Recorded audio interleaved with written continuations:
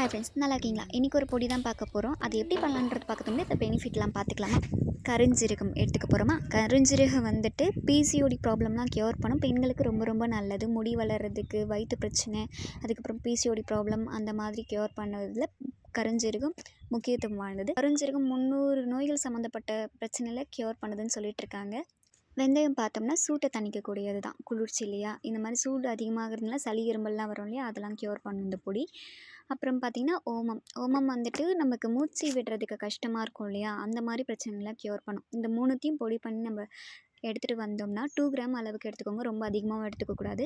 எடுத்துக்கிட்டுக்கு முன்னாடி ஏதாச்சும் ப்ராப்ளம் இருக்கவங்க டாக்டர்கிட்ட கன்சல்ட் பண்ணிவிட்டு எடுத்துக்கோங்க. மூச்சு விடுறதுக்கு கஷ்டமாக இருக்கவங்க, அப்புறம் வெளியே போகிறதுக்கு கஷ்டமாக இருக்கவங்களாம் இந்த பொடி சாப்பிட்டு வந்தால் அதெல்லாம் கொஞ்சம் சீரமைதுன்னு வச்சுக்கோங்களேன்.